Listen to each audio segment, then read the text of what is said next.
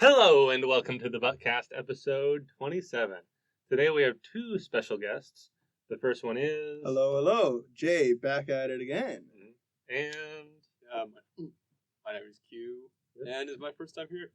Yep, we've got the letters here today. Yeah, having to bring my buddy over here, Q, first time on. And, let's just jump right into it.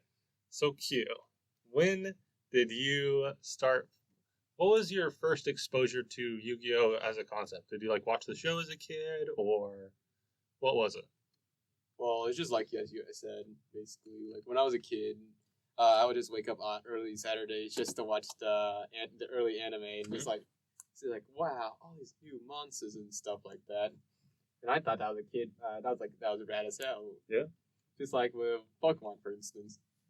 And as I got older, my older siblings who also watched the show got their own Yu-Gi-Oh cards, and then slowly but surely I would piece together make my own hodgepodge of a deck. And then that's basically my exposure to it until that passion kind of burned out slowly over the years as I got older. Do you remember what so did you play it when you first started playing? Was it at school? Or was it with your siblings? Oh, no, it was entirely with either through family or it's just a convenient person we know that was good friends with us that also played Yu-Gi-Oh! Do you remember do you have any distinct memories of specific cards that were super obnoxious or whatever strategies y'all were playing at the time? Alright, so my older brother, he spent a little bit of time and money just to get this deck. Basically, he had the most bare bone e-hero deck. Basically, he had hero players. Right, so he had each of one of the original bad vanillas. You got your avian, the Shintrick and such. And you eventually if the stars align, he would special summon a fusion and big beat stick, I can't run over that. Yep. Or something as a kid, what the most obnoxious thing was he had a card called Beast King of the Swamp, and he would use as a substitution he would use Elemental Hero Sparkman and Beast King to go poly that, and immediately go into Shining Flare Wingman. And I thought that as a kid, whoa, you could just you completely just bypass that. And yeah, that would be kind of annoying because in my shitty deck right here, my best monster was a 2 tribute Gaga Gigo. Yeah, that basically was me trying basically find a way just to get enough monsters to tribute it out. And he here has some form of an actual strategy and also Battle Traps. Battle Traps was basically, actually scratch all that removal. You get a lot of removal, you stuff from your Mirror Force, your Lightning Vortex, stuff to kind of obscure stuff that you would probably only see in playground. I think Widespread Ruin, if you know. Yeah, I know Widespread Ruin. Yes. You see him in Duel Links as well. Yeah. Yeah. I do think it's you're talking about the removal, and I'm sure that's true, but I really do empathize with the Playground Yu-Gi-Oh! Where the one person has a deck that summons a monster with 2,400 attack points easily. And something about how, especially how the show is laid out in the early days, where it's so slow in tribute summoning and stuff. When they actually have a strategy that summons it, it feels like the most crazy thing in the world. Because I don't know what it is about little kid brain. You see big number, and it happens fast, and you're just your brain kind of explodes. What? You can summon big scary guy on the first turn? That's not how the game works. Something must be cheating here. And then... Honestly, that's kind of the same one. So during one of my, I don't remember which birthday it was my older brother decided to get me those fake promos, good Jijin God cards. You know the talking about the yellow Rob, blue Obelisk, all them. Basically, I would get that as a kid. I basically got that as a kid. And I would just basically make it my mission to try to find a way just to basically turbo them out as fast as possible. In one memory I had against this year, I finally had enough monsters set installed enough time just to summon Slifer, but I only had one card in hand, and then he immediately just runs it over with. Yeah. And I felt so sad about that. That's the Slifer problem for sure. I'm pretty sure I also had a Slifer when I was, because much like a lot of people, since it's the boss monster of like the protagonist. A lot of people like Slifer better, myself included. And then you finally find a way to summon it, and it's got like 1,000 or 2,000 attack points. Yeah, I'm part of the Obelisk gang. 4K beats No matter it, what. unaffected by traps, I think. That's gonna be some. The blue card probably said that, but no, he's just untargetable. It's just untargetable. It's awesome. No, Which at the time was in crazy. the anime, all the god cards were unaffected by card effects. Yeah. The only one that ever saw a competitive play was Obelisk. In In basically the frog deck, monarchs. as a joke. Well, I mean, it was like a side deck thing. He put in his literally like they interviewed him and he said, "Yeah, I made a bet and I lost, and I had to put Obelisk in my deck." He actually summoned it during the event, and he still topped with the deck, so it wasn't bad per se, but it definitely was worse than putting in like an actual Monarch card or something. Yeah. But so that's the extent of it. But a little tidbit about Slifer the Sky Dragon. So you know his Floodgate effect, where he reduces the attack points of a monster summoned in attack position by 1,200, right? It's 2K. 2K? Sorry. 2K. And then if it gets reduced to 0, it destroys it, right? The goofiest thing always is, you know what happens if they summon a 0 attack monster? It doesn't work. It just lives. Because there's no attack reduction. Because Konami said so. Because it's like, the idea is so neat. It's like, his amazing power just makes anything that's below a certain level just immediately die. Unless it's like 0. Unless it has no power, then it's fine, actually. Then it's immune to the great Slifer. Honestly, I feel like that's kind of like a wasted opportunity to never use that as a plot point in the show. Like Yugi is like, it's like, what? Why is Slifer not destroying your 0 attack monster? And then like Yugi's all like, well, you see, Merrick, my monsters already has 0 attacks, therefore it cannot be reduced any below than that in something. Yeah, it seems like the kind of goofy thing that would happen when, unfortunately, since Slifer is the protagonist card, it wouldn't have happened. But it feels like if we took like 5Ds, like Yusei Fudo, his whole thing was having all the little dinky dudes that then he turned into the big guys. So if the person had Slifer, and then he'd be like, "You underestimate the power of little baby dudes." And then he summons a bunch of guys at attack position with 0 attack points. And he's like, "What? My Slifer doesn't kill them because they're so small." And then you say something like, "The power of working together will overcome the gods." And then something about coming from the garbage, yada, yada, yada. Yeah, we get a flashback. I don't know. I like 5Ds. I did too. I think awesome. Anyways, speaking on the topic of god cards, that was honestly like, DC video on like why no one plays the god cards. Mm-hmm. Yeah, I watched that paired of my recommended in like 2020, and that's what genuinely got me back into the game. Oh, well, there you go. Nice. Like even as a kid, I thought like, man, this sucks. I'm spending all these resources just to get this shitty monster out. Yeah. When I can just like tribute summon 2 for Gaga Gigo and like keep. And he's just better. Yeah. Well, okay, better is kind of better in like playground sense, but In the absolute sense, he's not a very good card either. But but it was so that's what got you back in like 20, so you got back into the game in 2020. Yeah.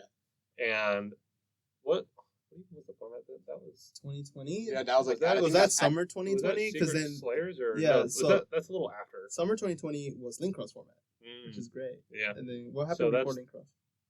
Because then that would be like January, February. So that's like Altergeist was still really good at that time.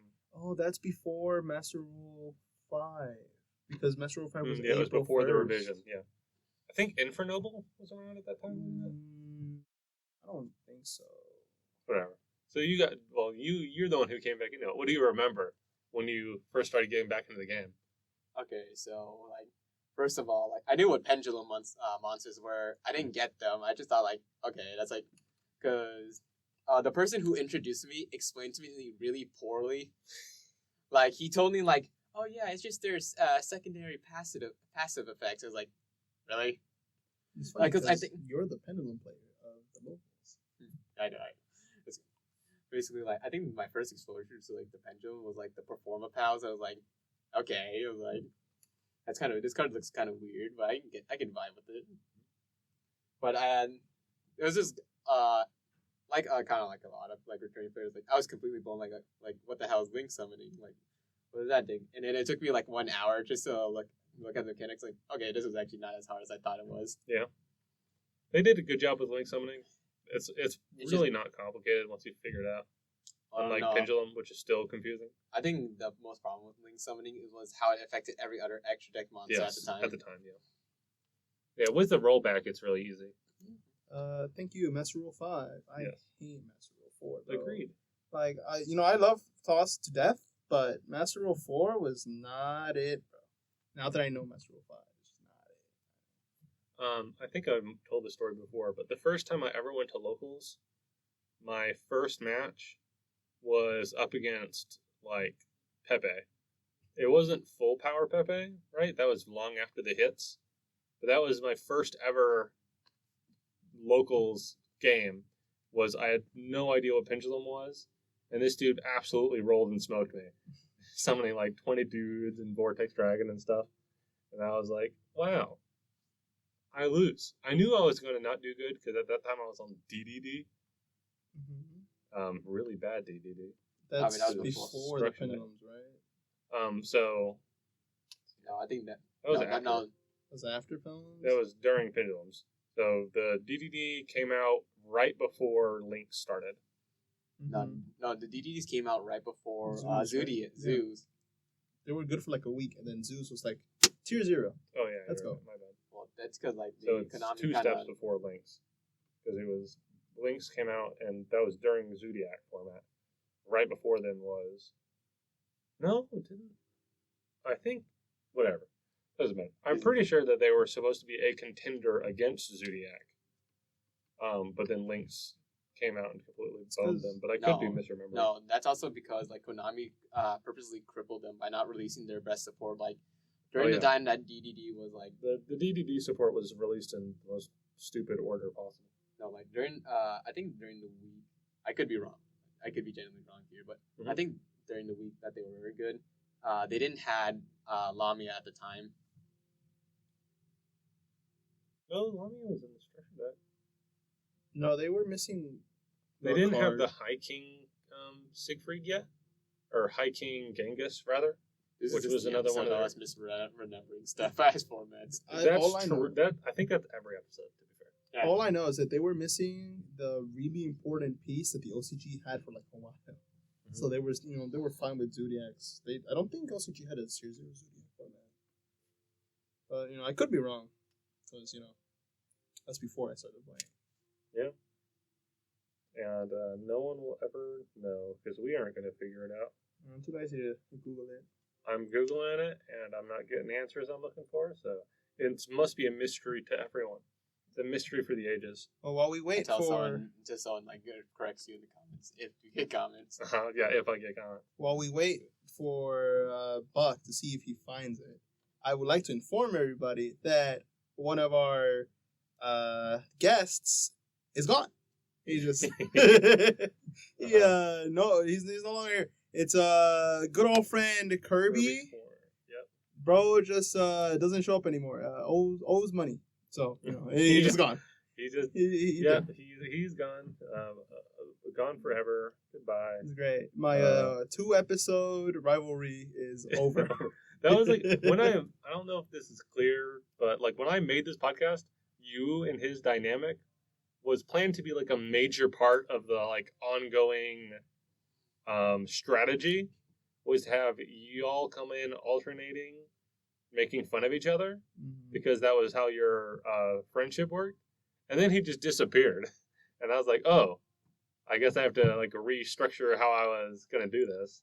Yeah, it's great. So now it's Eddie and Bug. Sorry, Eddie? Yeah, and Bug. Eddie and Buck is the go-to duo. And then we've got our other expansive cast, which Q is now a part of. Welcome to the crew. You're forced to be here. Please send help. I'm being held at gunpoint here. Hey man, it's okay. Look, you can leave once you say Colossus is fine. I want. Once can't you see have this. publicly agreed with all of our opinions, then you get to leave. You can't see this, but I'm blinking twice. Please send help. Okay, so we know that. So when you got into the game again the second time, Pendulum was a complete mystery. But eventually, you ended up playing Pendulums. So give me the roadmap on how that happened. What were the decks you started playing when you came back? Stuff So like that. I think this is like during the time when the Sacred Beast structure deck came out, and that's what I bought and rolled with for like a solid month and a half. Mhm. It was also during the time I got introduced to what the hell like TCG player was. Nice.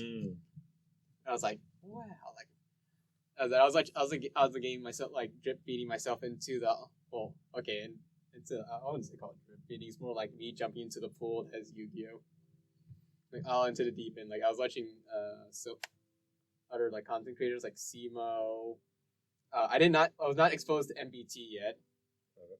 Mostly the bigger one like I used to watch a lot of Team Samurai X. Being exposed to Team Sam before ABT, I don't know how good that must have been. Well, Team Sam he's the one who keeps actually growing, but his is very, well, at the time, because Team Sam kind of transitioned from Yu-Gi-Oh! Content towards like YouTube content that happened to feature Yu-Gi-Oh! Yeah. Right? That's kind of been his trajectory. But at the time you joined, he was probably still a pretty standard Yu-Gi-Tuber, but a bit more energetic. Do you remember? What was that? No, I think I only watched them for like deck. I only watched them for like deck profiles and such.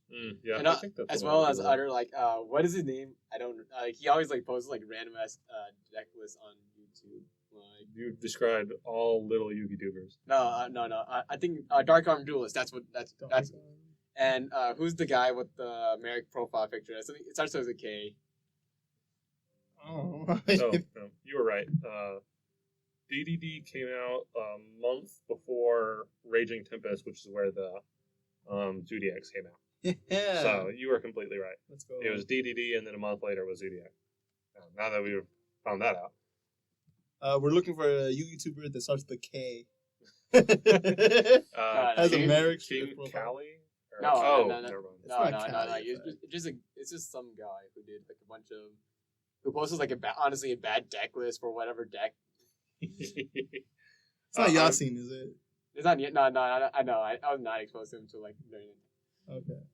I don't like Yasin's content. I think a lot of people, how they get into the Yu-Gi-Tube space, if they want, they have their deck, right? For me, it was like Dragoonity, Atlantean. Sure. And then, whatever yours was, the Sacred Beast, like you just said. And then you look up deck profiles for it, and you find some, underground Yu-Gi-Tuber who is willing to make a deck profile on literally any deck to have ever existed. And then suddenly your YouTube or whatever is like, oh, I see that you are interested in Yu-Gi-Oh! Let me serve you some actual big Yu-Gi-Tubers. And then here's Glasgow UIGO. The good old days. I actually had that happen to me, which is funny. Because, I said it, I started because I watched the Cali effect on the Dragon versus Orcas, right? And I was like, that's pretty cool. And then he's like, here's Farfa. Here's MBT. Look at these two. They two work together. It's great. Yeah, it's a pipeline.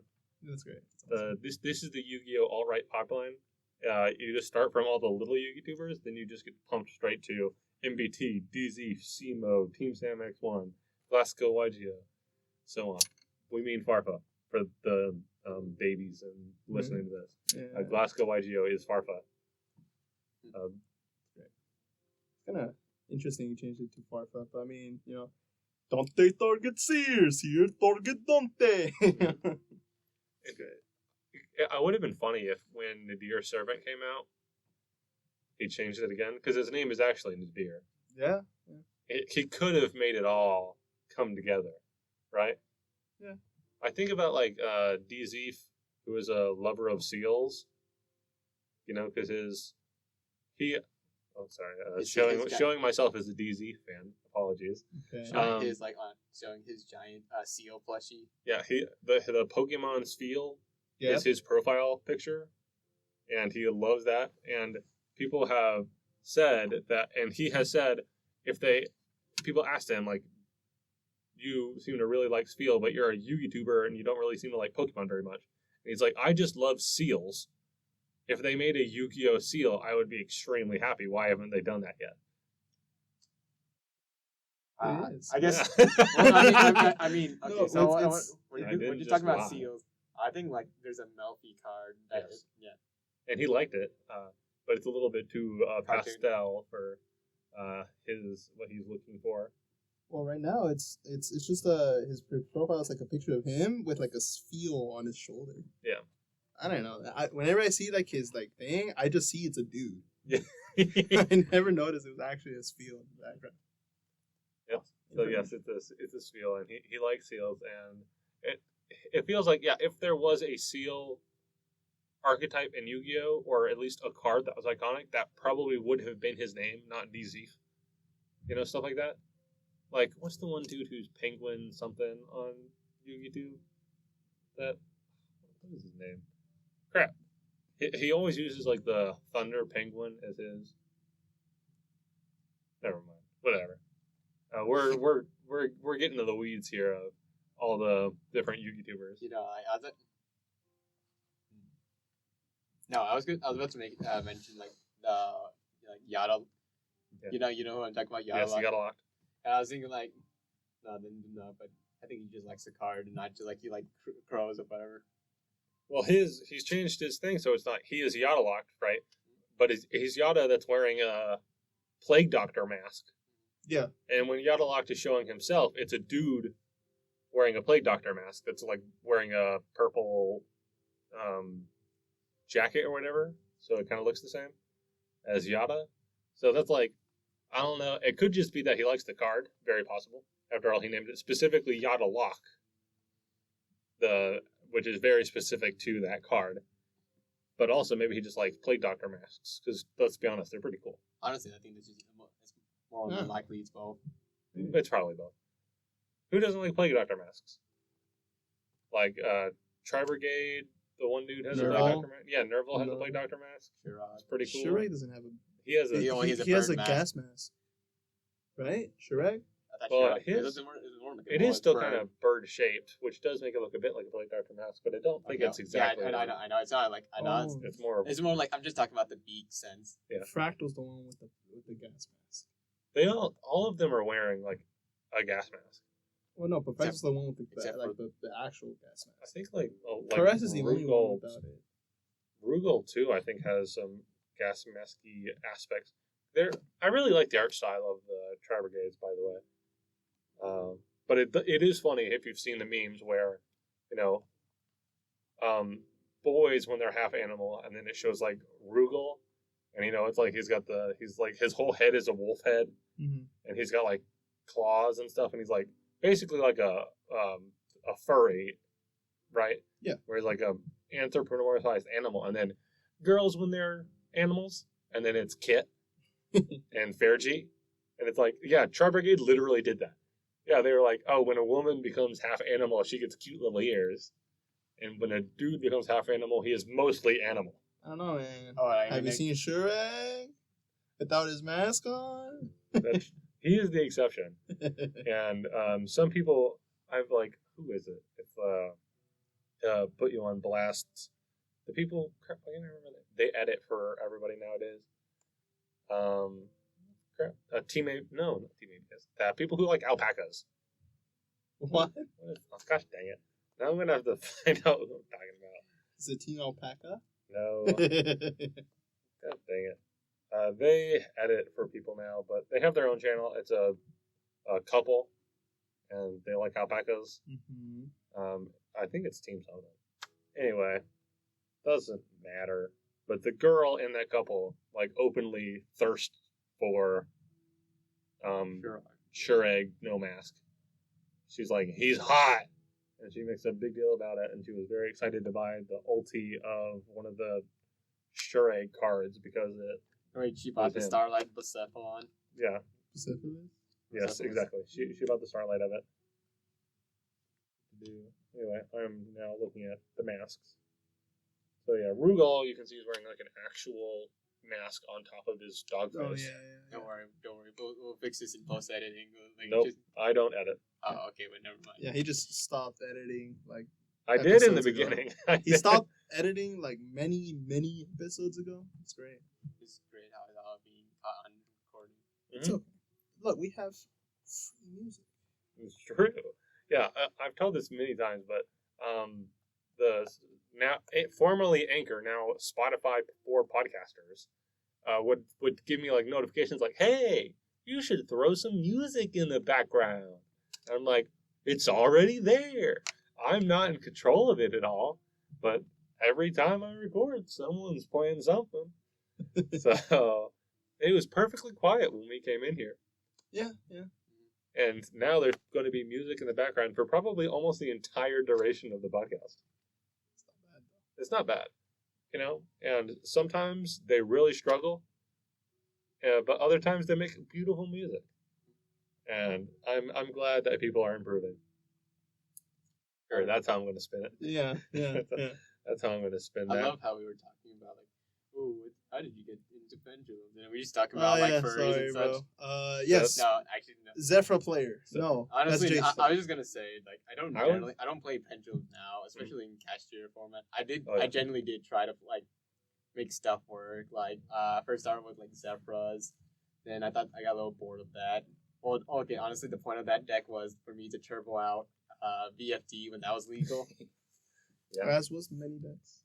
I remember right before Cash, Jason and I were talking about making a pendulum pile where you play at least one card from every single pendulum archetype, just because.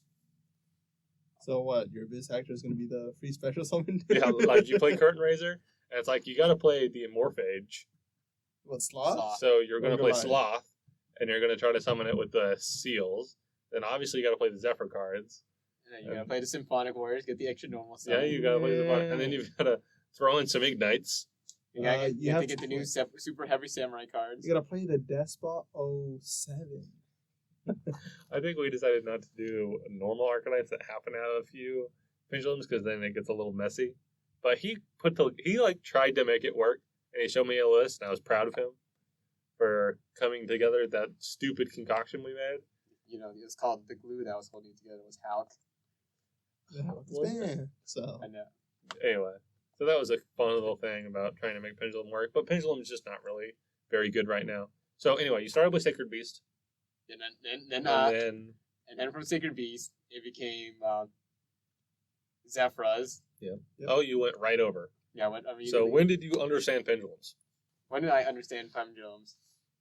Or maybe you don't, but I watched a 10-minute video from DZ explaining how pendulum worked, and I downloaded EDO Pro, and that's the rest is history. thank Okay. you, DZ. Very cool.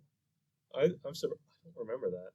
Him making that video. Oh yeah, I think it was either DZ or it was another person. TGS Anime. TGS Anime? Yeah. Who is I don't, that? you don't know what TJ that is? No. He's, He's a guy who like goes over. He's the lore dude. He's the lore, or he'll just like I get my lore stuff from Mega Capital So G. when Master Duel was releasing, he's the dude that Konami had make a video every day about Master Duel. and he's I also have no idea. he also does like the archetype stuff. Yeah, he does archetype lore. So he did one. No, on, I have never seen this it's channel. great. He's before. a British. He's a British dude. He's a British. Yeah, he's British. It's great. He's cool. Yeah, Okay, he's I constantly see. sponsored by Konami, so he's making that money. Yeah, he's constantly sponsored by Konami. Oh wait, is this the? I'm seeing the one famous pack opening dude, the Lucky whatever, Like simply unlucky. Simply Unlucky. Is he part of the crew or No, what it's is just it? It's just him. a thumbnail. It's just one dude. So just TGS Anime. Okay. Yeah, He's got like a cyber. Hey jet. there, I'm Sam, a British YouTuber who makes content all about the Yu-Gi-Oh trading card game. Now I know.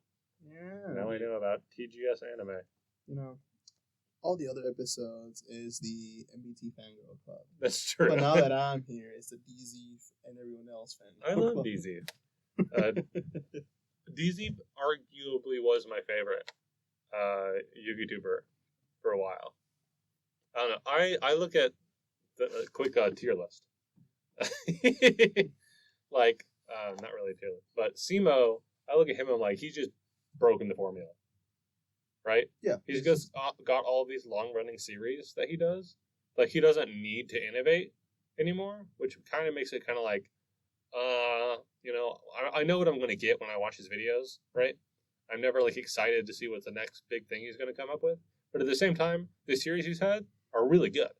Like, I love Prague. Prague is awesome. It has its moments that are better and worse, but who doesn't like Prague? And then other stuff like that. MBT I like because he has series that I like, but he also throws stuff at the wall and just sees what sticks sometimes, you know? Like, I really liked Junior Journey. I thought that was awesome. I don't know what that is. You didn't know what Junior Journey. I've seen Is that new?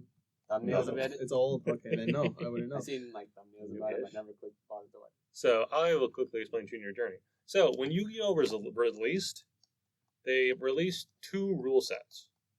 The real rule set that we use and caught on immediately, and the junior rules. The junior rules are kind of more like the anime. Okay. You have 1 spell per turn you can use. You have 1 trap per turn. Quick play spell cards are just normal spell cards now.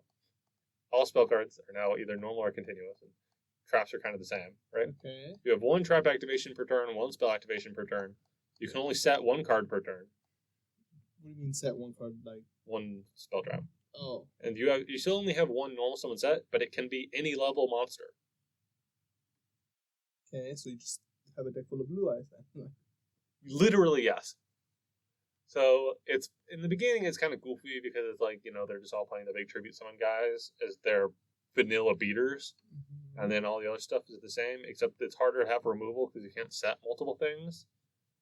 But as it goes on, we get more and more cards that are balanced around the fact that there are 2 tribute dudes that you'd never like realistically summon, like Coelacanth. You know, the level 7, you can pitch a card to summon Yeah, a bunch of fish from the deck. Fish You can normal summon it, and then just get stuff for free. and then just get stuff for free. That was like an actual strategy in their format that they made. And they did it like year by year. Mm-hmm. Started with like 2002, and then they just went year by year. I think they made it all the way up to like 2015. I don't remember when the last one. They stopped uploading it consistently, presumably because they dropped viewers after a while. But I thought it was really fun. It was kind of like this alternative history of Yu-Gi-Oh, where all these tribute summon bunguses were like, because in their format, Beatdown is still, even to like 2015, Beatdown is still a deck because you can normal summon Blue Eyes. Yeah, it's not bad. But they've also got all the normal stuff like Insector and all the other stuff. And there's a bunch of funny stuff where it's like Insector, the tribute summon dude, is like okay because they can normal summon it. So it's I don't know. I like it. I also like the hard leg when he used to do the, you know, only this type decks, right? Where he'd bring somebody on and both of them could only use insects, and they played a game, right? No. No? I don't know. You just don't know anything. I just don't look, bro. I see. I don't watch YouTube. Oh, okay. Well, fair enough. But I like it when they do those sort of deck build challenges. I think that's literally what Hardly calls the series, where they make something weird about Yu-Gi-Oh! It's not just playing standard format, and it's not just limited. You have the breadth of constructed, Mm-hmm. but they've changed the game so much it feels fresh, right? Mm-hmm. Which that was the case for Junior Journey, and that's the case for these other deck build challenges and stuff. I always thought that was cool. Now, obviously, who doesn't love limited progression series? All of the many different ones that have now come into existence.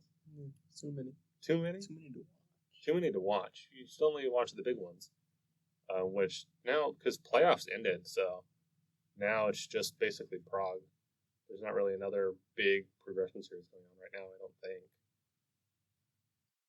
I don't know. I haven't watched the progression series. Q is off doing his own thing. Yeah. I want to talk about the new players that showed up at Okay. the locals. Okay, here we go. All right. It was we great. finished talking about. gatekeeping It's right great. here. I'm not gatekeeping. We finished talking about how Q experienced his beginner player, and now we're going to make fun of the people who are in the middle of being new players. I'm not gatekeeping. Like post-pandemic and even during pandemic, we got a lot of people. I was really surprised doing this, how many people I talked to when I'm talking about like, oh, when you get into the game and stuff, how many of them are pandemic babies. I mean, yeah. So many of the Yu-Gi-Oh players now are pandemic. That's when they started playing the game. The people were stuck indoors. and had to find something to do. And cards were there. TCG players still shipped. Yep. I remember, but when I first joined our community, let's call it, and all the people there who were like, there was a range. Some of them joined when I did, during TOS format or Zodiac format, and then there are other people like Eddie who are like, oh yeah, I was around during Dragon Roller format, right? Eddie's just a fossil. I mean, there's nothing I can say about that. He's actually just a fossil. Him and what was Kyle's thing? What do you mean? Kyle showed up at some point, right? Yeah. So it was just Kyle. Whatever. Yeah, Him and Kyle are like fossils, yeah, bro. Yeah, they're fossils. We had a lot of people who joined. But it's funny. Now, more and more, I would have assumed that talking to the Yu-Gi-Oh people, I did kind of a distribution between people who've been playing the game forever, like all those Dragon Roller format people, and people like me who joined fairly recently, but not actually very recently, and then these people who were joined recently. But no, it's mostly new people. Yeah. Like the people you're about to describe. Yeah. Newbies. 4 bros, man. They've been trying to get into the game for months now at this point, but months ago we had tier 0 format. Yeah. They said, "Hey, can I get into you?" And I tell them, "Wait 3 months." I straight up told them, "Wait awful. 3 months because we're in a that. tier 0 format, and you're gonna want to kill yourself. It's gonna be great. It's great." This is why everyone needs a pet deck. Yeah. I wish I could have one, but I think I need to buy cards for it, bro. What? Bro, pet decks cost $20. That doesn't matter. Oh, that depends on the I pet. That's true. I just make Thunder Drive my pet deck, but Yeah. I gotta buy. I gotta buy Aloofs because I don't own them, I think I own a loose. I can get you some loose. bro. I'll pay more on shipping than the actual card. Fine, is. bro. I'll get you my loose. great. Play it with one Colossus and don't tell I have a Colossus. Yeah, just put it in there. What is it? What are they gonna do? fanfic ban list It's you're talking not about? a fanfic ban. It's a realistic ban list. Trust.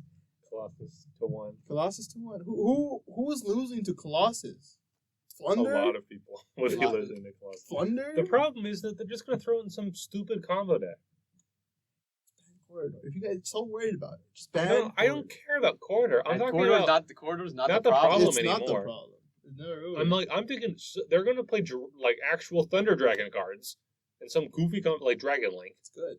Dragon Link is going to play a couple random Bro, Thunder Dragon cards. Link at most is going to be go into Fusion Trish, banish Dark Search Hawks. Okay, Yeah, that's cool. that's- You I still hate lose to that. Dark Wheeler.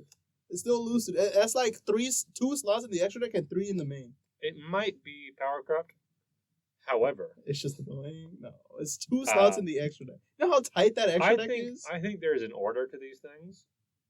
And I think, first, all salad cards should be removed from the ban list. Because why are there any salad cards on the ban list anymore? Because also P trust. Trust. Yeah. Orcus could be honestly And then, after that is Orcust.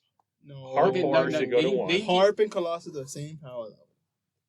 that's debatable. It's That's- facts. The thing about Harp is, Harp only makes the deck it's supposed to be played in better. Where again, the problem with Colossus is it makes any deck that's willing to commit a few slots can do something goofy with it. I don't know. I don't think it's How good that is it good. against Cash? Probably not very They good. don't. They only search Theosis and that's it. They summon from deck, and Fenrir could just out it on attack. Fenrir right now makes it weird to do anything goofy like a floodgate, where it's Nice they can window. just immediately remove it in engine. Yeah. So- Nice window you got there, dude. Be a shame. Swing with Fenrir Lamau. Yes, Great. that brings us back to the new players. You gave. I gave one of them. So okay, first let's go with the timeline. Uh-huh. They want to play in tier format. I tell them no, wait. Alright. And then tier format, done, over with. And then they go, so can I play now? And I say, now is an awesome time. Trap Tricks just got a structure deck. It's really good. Yep. And then, the first one buys Trap Tricks. The second one says, I don't want to buy Trap Tricks. And we're like, okay, we enough. can buy the branded one. That one's also decent. Uh-huh. And then he goes, okay, that's cool. The next day, he shows up with triple Crystal Beast. He shows up with 3 Crystal Beast structure decks. And we go, no, this deck sucks. It's not that That bad. bad. No, He's missing all the good, like, because you play Crystal Beast Conclave Control. Yeah. Otherwise, you just don't play Crystal Beast. Yeah. But it doesn't come with Necro Valley. It doesn't come with anything that like actually has Or the Conclave stuff. It didn't have Rainbow Bridge. Yeah, it doesn't have the Rainbow Bridge stuff. It's So missing a he big had to one, buy correct. a lot more than the other one did. So then Yeah. he was trying to make best do. Then he asked, "Do you have a deck? Recommend a deck that's better than what I got and it's cheap?" And I go, "You can play Sword Soul. The Sword Soul is just good." Yes. And he goes, "How much is Sword Soul?" It's $60 main and extra, minimum. Minimum. Yes, definitely minimum there. And then he goes, "Oh, $60 is too much for me, man." I'm like, "It's comparatively cheap, but I'll see what I have in my bowl." And guess what I have? You had VW. I have Virtual World, baby, the full core, Yeah. main and extra. So then I tell him, "I have Virtual World. I'll give it to you for 20, because it's like everything. I'll give it to you for 20. It's just really hard deck to play to understand. And because you're new, it's gonna be very difficult Yeah, for you." big learning curve for him. Yeah, and then he goes, "I don't care if it's better than what I have. I'm like, it's much better than what you have, That's for true, sure. definitely. It's much better than what you have. It's probably like on par or better than what the other one has. Yes. But it's just really hard." And he goes, "I don't care." So I show up the next week, with half of the core. I'm like, "I'll give it to you for $10. I'll find the rest of the core, give it for free." I messed up, so I give him the entire Virtual World deck for $10, plus 2 more, because I tell him I have a Shaddoll Beast and I have a Havness. Yep. You could, very funny combo, very not good, but it's very funny. You could Beatrice send Beast, draw a card. Next turn, Beatrice send Havness, make Winda. So here's where I come in.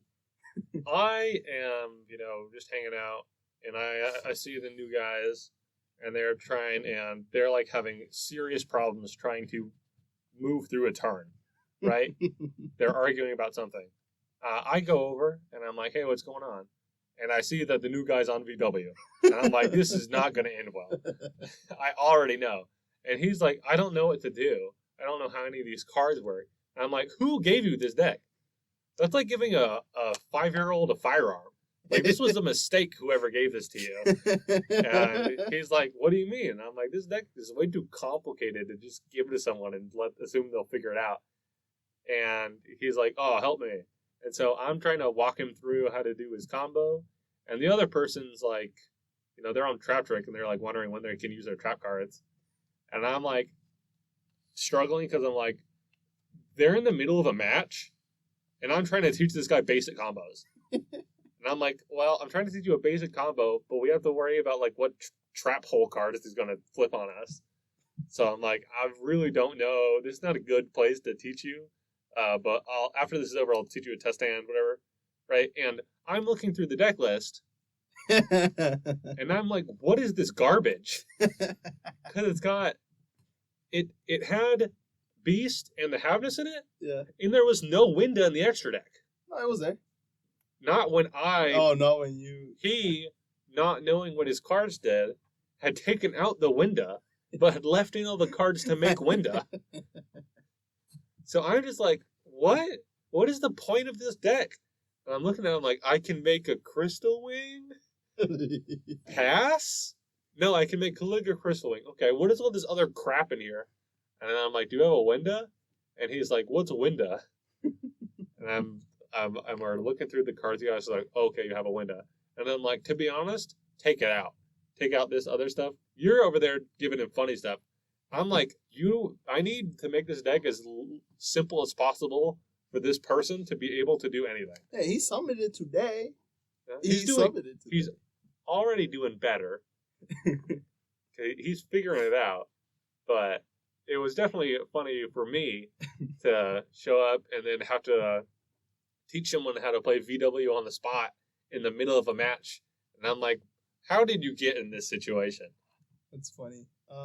For the listeners, the deck list is very standard. It's like, the 3 Lulu, 3 everything else. Yes, right? the VW part is fine. Everything, it's Perfect. fine. I gave him 3 E-Tellies for free because, Yep. I didn't care about E-Tellies. I gave him 2 Desires for free. I gave him the Taka Tomborg and the Terror Top, which is generally fine. It's fine, yeah. It's generally fine, the one. But then I go, you have to figure out what you're gonna fill the rest of the deck because that was only like 30 something cards. Yeah. So I go, look, the rest is staples. He's like, what's a staple? Like hand traps. Yeah, they're just very good cards. We should go over that in the word of the week. Yeah, we a should staple? do a staple. Okay, cool. The Yu-Gi lingo for The the day. Yu-Gi lingo for the What, day. what does staple mean? 45 minutes in the podcast, by the way. Don't worry about it, bro. They'll listen. Trust. Trust, for sure.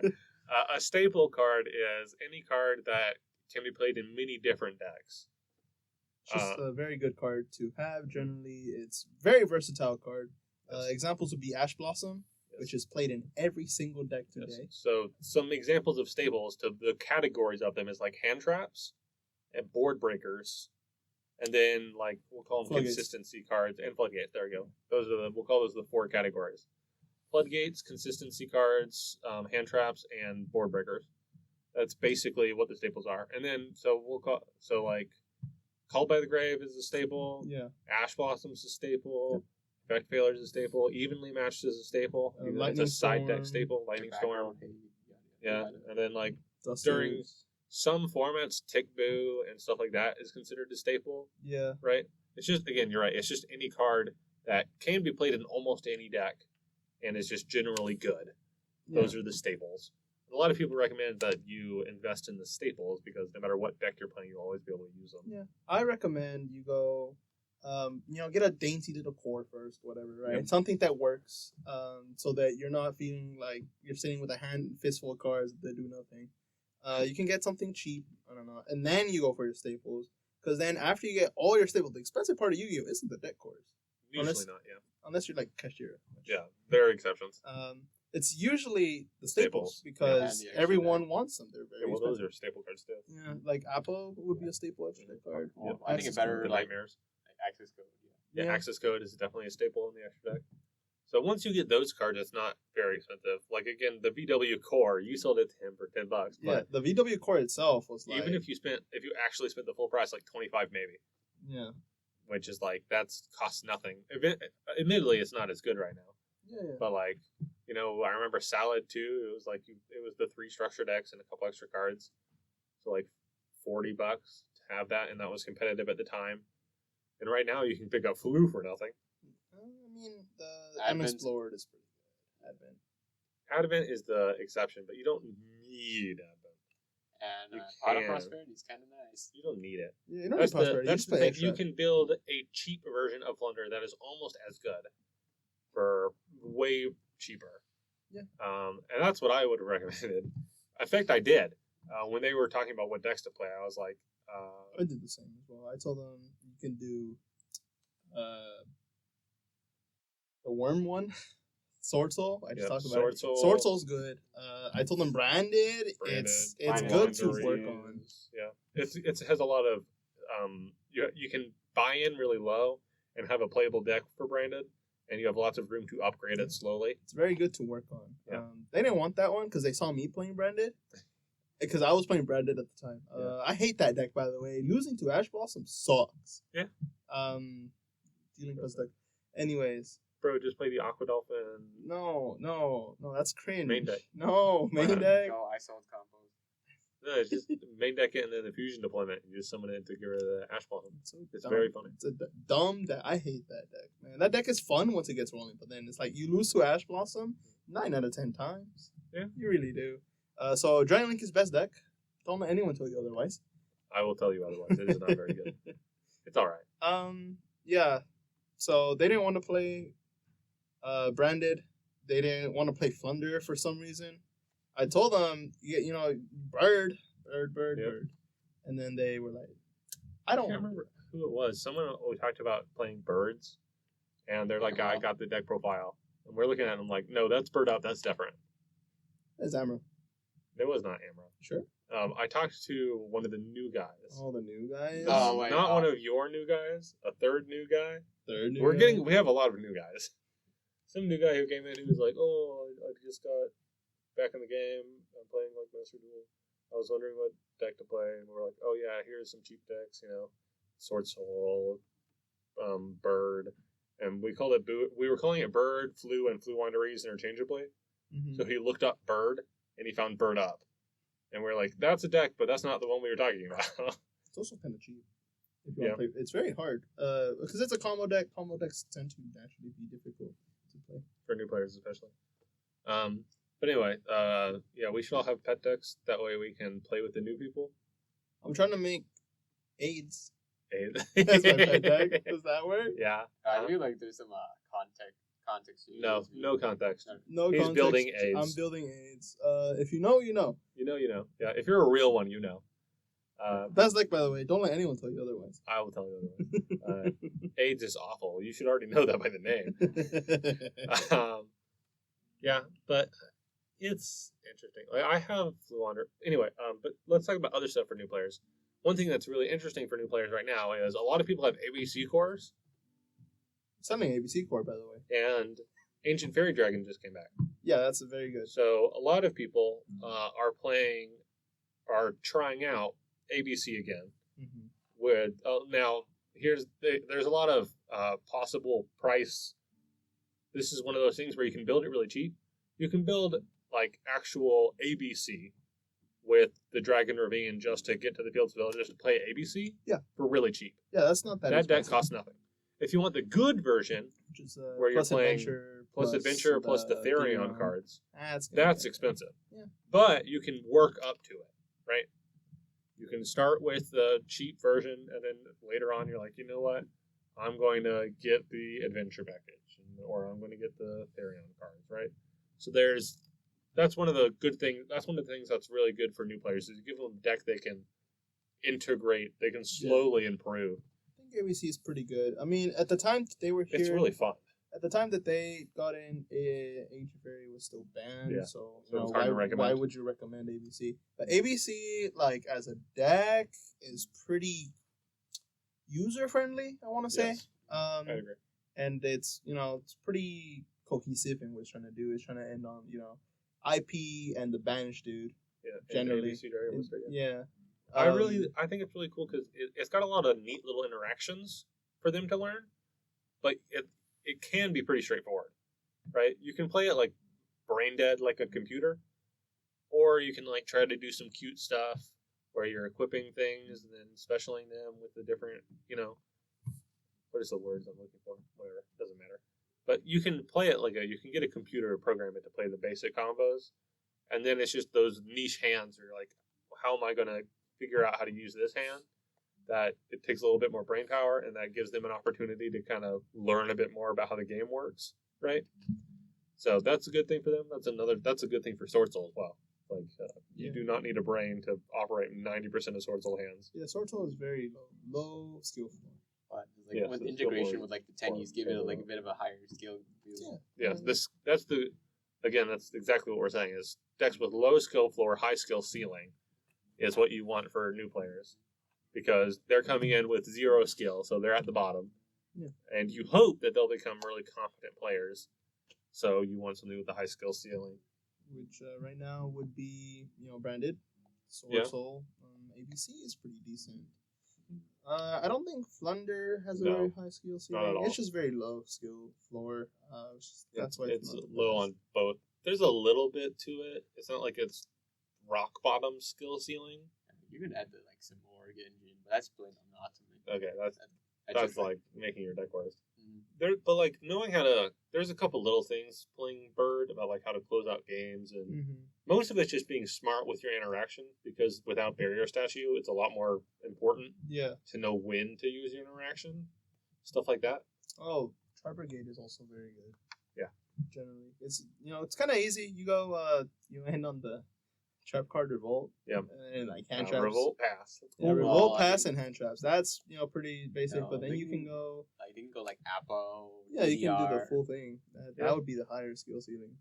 Oh, I just called Double Dragon Lord DDR. DDL. But yeah, so more like my dad every day. Right.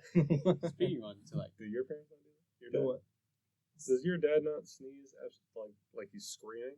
Oh, I sneeze like that. Okay. I remember I think my girlfriend came over one day and she just heard my dad sneeze, and she was genuinely concerned that something had happened. And I was like, no, that's just what he sounds like. And she made fun of me, like, so that's why your sneezes are so loud. Because your dad's like screaming every time he sneezes. I'm like, I don't know. And every time I get older, as I get older, my sneezes just get less and less controllable. Anyway, sorry. Where were we? I'm an old man. I was just gonna bring on the topic of how like working towards like deck. What was like your deck that you like started off like it was cheap and then you just worked your way to buying staples and such? Thunder Dragon. I started with Pure Thunder Dragon, and then I went Invoked Thunder Dragon. Oh, That was fun. that was awesome. I love that deck. And then I went to 8. Well, IDS at that time. Because Albas was They're pretty straightforward. Oh, that's spoilers for the viewers out there. A little more hints about what AIDS is. Don't ask your doctor. Don't play with AIDS, kids. Cringe deck. Would not recommend. For me, the first one was probably Atlantean. Really? Where I got the structure decks forever ago. By the way, when I did I don't think I told you this. You might have heard it in the podcast. I was doing kind of a retrospective to figure out like my own Yu-Gi-Oh timeline because I asked all of the guests about it. I was like, I should probably know what mine is. And I bought that structure deck, and when I got it, it was already years old. Yeah. Like at least 3 years old, maybe up to 5 years old. When I bought it, I was like, that does not fly anymore. You can't just get a 5-year-old structure deck and pretend like, that's normal, like that's going to be relevant. Did you buy it at MSRP? I have no idea, bro. I was a child. I bought it at a comic book store. It's probably market price. Probably. I bought it at a comic book store, and then I had to buy a Garfield comic because I thought my parents would be mad if I went to a comic book store and only bought Yu-Gi-Oh cards. Good bit there. I still own that comic. Still own the comic? Yeah, Garfield comic book. So what, Atlanteans was the one where you started buying staples? And then, not staple, I started upgrading it slowly because, you have the Atlanteans, and then you need to get the Divas, right? Because the structure, did it come with it? I don't even remember. Whatever. But then you go get the Mermail cards, right? That was like the first cards I ever bought online were Mermail cards to upgrade my deck. And, slowly adding water support cards, stuff like that, right? Mm-hmm. For me, that was the deck that I slowly added this and that to it. And then, like, in more recent times, I got Hulk for that deck specifically, although it wasn't very good. Where did you buy the Ice Fairy structure deck? Nope. That's after I gave up on it. Eventually, I gave up on it. What was the turning point for me? If the Orcust engine was cheaper, every time a new 2-card engine or whatever becomes popular, like the any deck can do this thing, do X, right? Yeah. I try it with Atlantean every time. Like, so when Orcust combo was a thing. To what, make Nightmare? Because when you pitch with Mermaid, you are sending to activate the effect of a water monster, so it triggers the Atlanteans. Yeah, okay. So you get an extra surge. So if you were playing the Orcust combo, but you were doing it in Mermail, then you would get to do the full Orcust combo and Moulin Glacia, your opponent. Nice. Right? And Ripper 2. Which kind of sucked because they were also on Orcust. And you just pitch their Harpor or whatever, and you're like, oh, cool, whatever. Nice.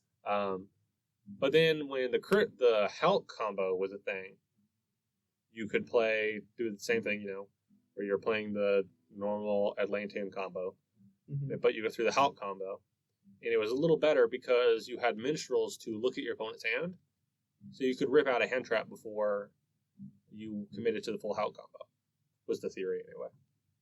It was a little better because you had an in-archetype way to prevent your opponent from hand trapping you. See, people about the freezing chain structure that actually did that exact thing. Awesome. 2 structure decks. Well, Q, I'm turning it back on to you. Alright, so for my deck, that I spent a bunch of money on was Mech Knights. When I was still early learning the game. Like I learned what mech knights were, and I was like so like hopped in on them. Like I was all red pilled for that. Like special summon, like 2 cards at a column. Oh, special summon purple. Search 2 cards. I always Great. play around them. Just I think we all have now at this point. Yeah, I saw it from one of my friends, like a playset of German purple Nightfalls, and I was like, dude, this is the coolest card design ever. I just gotta play these cards. I remember that. I was playing against you, and then I pick up your card to read. I'm like, wait, I can't read this. Who is it? Some of the people are playing Edison in our group, right? Yep. And they love putting foreign cards in there, right? Yep. And these are Edison cards. I didn't play during Edison. I don't know what these cards do. I have no idea. Yep. And then I'm looking at it, I'm like, this is in Portuguese. I don't speak Portuguese. And I'm looking through the deck to see if they have an English version in there. They don't. Nice. All 3 of them are in Portuguese. And I'm like, what the heck? I have to look up what this card says. I can't read. Also that. And then one of them tells me it's not that different from English. Like, he can kind of piece together what the card does. And I'm like, bro, I'm dyslexic. I can barely read English. You can't expect me to piece together what a foreign language says. That's not a... I've never understood foreign cards. I'm glad you enjoyed your German Purple Nightfalls. I very much enjoyed my MechWriter. The names are kind of I try to remember what the name was. MechWriter, while I'm butchering this language so hard, I'm gonna get ass blasted for this. Is it Alistair the Invoker that, like, in Spanish is funny? Yeah. Because, like, invoke and special summon is the same word. Yeah, invoke and summon. So, because, when you summon something, you invoke something. So, it's like, the Alistair literally reads, when this is invoked by normal mode, add invocation. It's great. And then, you go activate invocation says, invoke from your extra deck. It says extra deck in Spanish, by the way. There's no word for extra deck. It's just extra deck. Invoke from your extra deck a fusion monster by banishing materials, whatever, right? And this is a fusion, invoked fusion or something dumb. Synchronize, synchros or synchronize. It's awesome. Okay, Spanish. Now we know.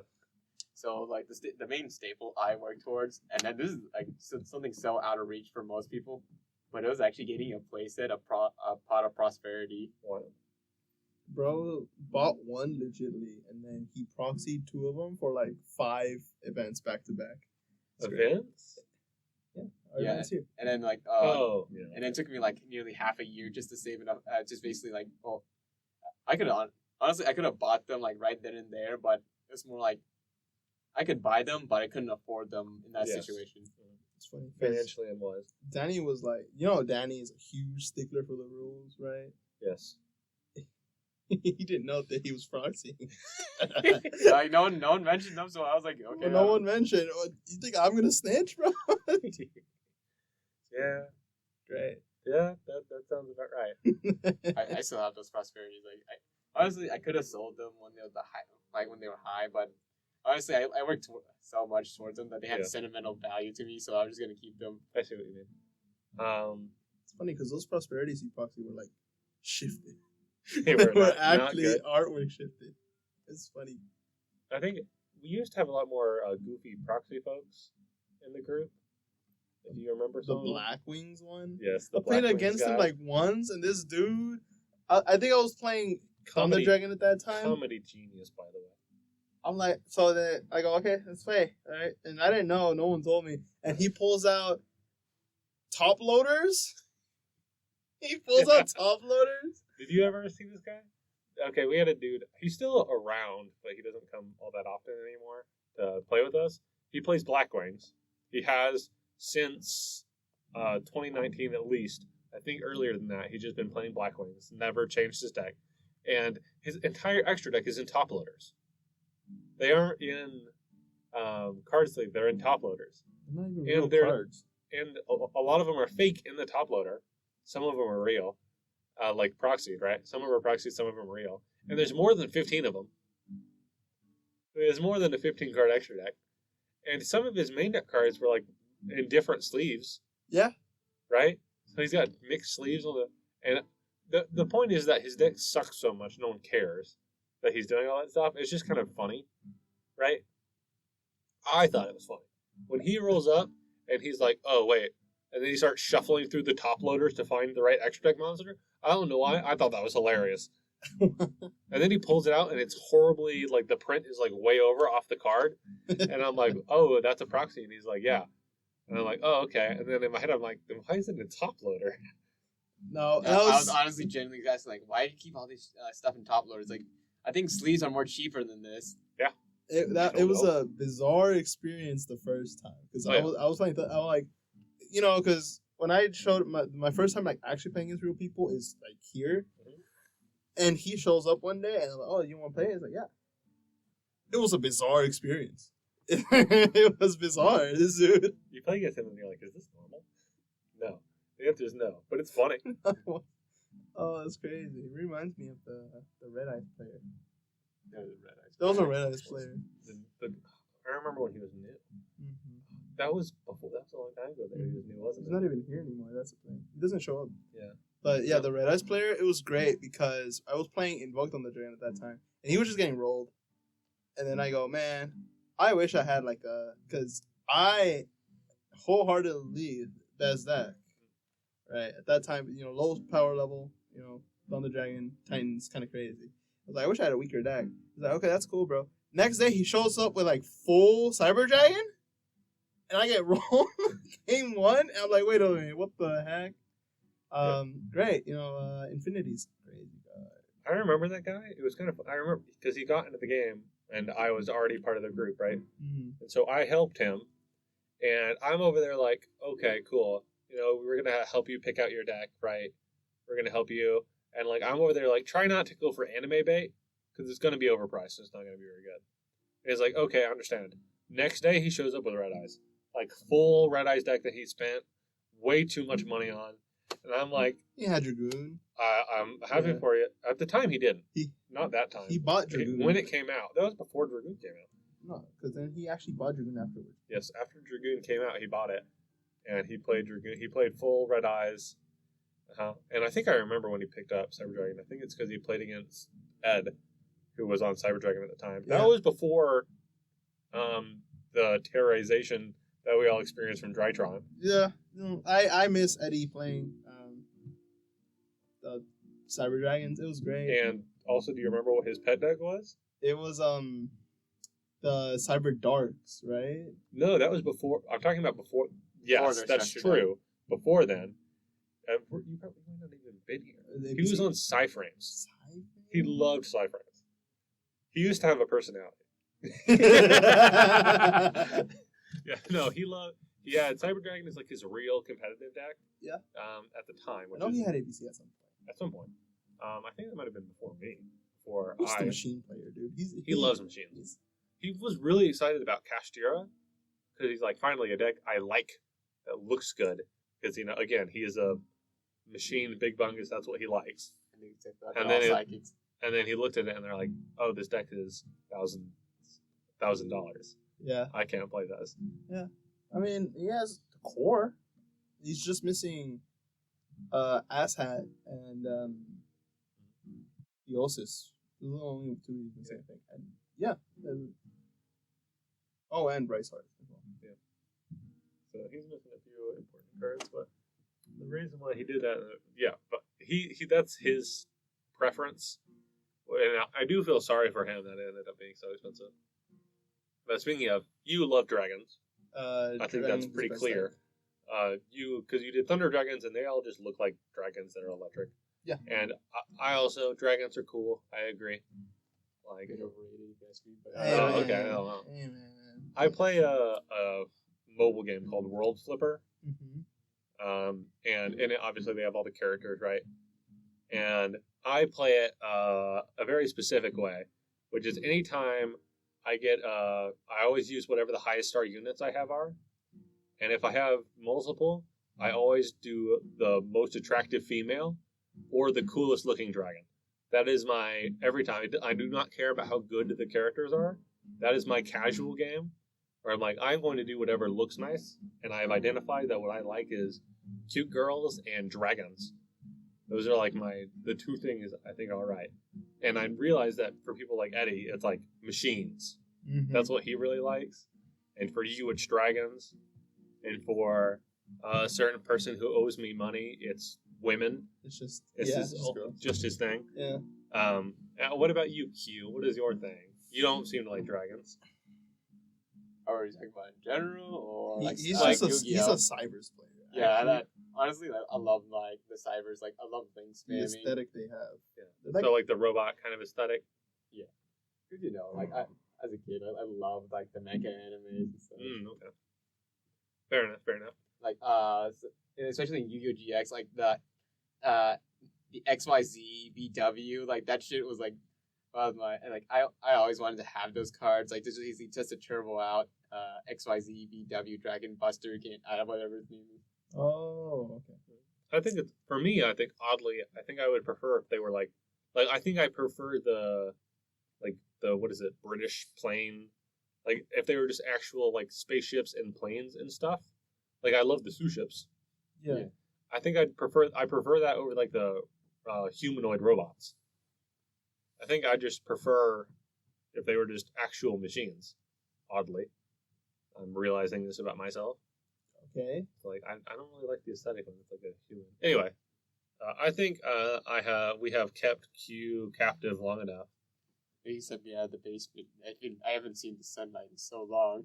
Yeah, you're sitting right below a weird fluorescent light. So, thank you for coming on. I do appreciate it. Thank you for having me here. It was my choice. I had to. I mean, no choice. You volunteered. What's the name of the chemical that they like kidnap people with? Chloroform. Ah, there we go. we had to chloroform you to get you in here. Like you don't understand how much of a. There are like 2 people who are part of what I thought of would be original cast that just refuse to be on here, and that's you and Jason. And Jason absolutely refused to the death to go on before you did. So now he has a chance. now I'm going to. Now I have every right to chloroform Jason because we had Q on. So anyway, thank you for. I really do appreciate you being on. Thanks for sharing your story with us. And thanks for constantly cutting me off through my stories. Yes. Oh well, yeah, you didn't want to be here anyway, so. Yeah. Sorry, bro. No, Thunder it's all Dragon is fine. best deck though. So No, Tower Servo is the best deck. That's why Agnisters hit me up on @Agnister, the block Twitter on YouTube. Okay, what episode? That is your thing right now, right? It is adding Mister. Yeah. I remember playing Is it really? Tier. Well, basically, in a month when Cyberstorm Access come out, I'm just gonna go back to like Math Mechs plus the firewalls. Well, I remember when I was playing Tier during Tier format, he set up the Add Ignister dude, and I was like, I literally can't out this card. Hey, you're playing Ignister Math Mech. Yeah. I mean, to It's be fair, that it was kind of It's more of like real. a meta I'm call. not Like, saying it's bad.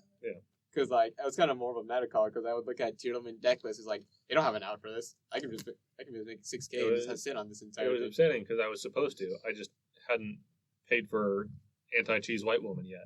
Zeroboros was also pretty fun. Well, Zero Vote. That was when like Snow was legal. Mm-hmm. I miss Yeah. Snow. So I miss Snow too. I hate Snow. Snow Yeah, was like fuck so you guys. Like fun. booking my normal summon. I think she was a little too good, but she was was so good cool. because she wasn't once per turn. If they slapped a hard once per turn on there, I think it would be fine if she was hard. if there was a hard once per turn, or maybe Maybe even a soft, yeah. maybe even a soft, because it's like dodging called by is not okay. that Once per chain. that Bro, she's wasn't not even once per chain. that It's wasn't wild. that wasn't fair. That really wasn't fair. I just love that, I also play around with BW a lot, and when Snow is around, it's just so much easier. Because you just do whatever the thing you're actually going to do it. Like sending your thing you're going to revive with the weird bird. So you're sending your fossil diner or whatever, and then you just also send Snow. It's just like, if the game plan doesn't work out, I'm just going to hope Snow gets me the rest of the way. And Snow's just a good card, you know? And then, like, with Tears, it's like, okay, you don't know what to do? Well, you hit a Snow? Okay, cool, we have a backup plan. I love it as a backup plan. Sounds kind of crazy, bro. Anyway, we can always bring you on again some other time. Hopefully, we won't need to chloroform and kidnap you. But who knows? Anyway, thank you again. And thank you, Jay, as well, for helping to be a buffer for Q. Sorry, Q. You know what they say? Jay is the man with the plan in the white van. Hey, That's whoa, true. hold on. Wait a Very. minute. Bye.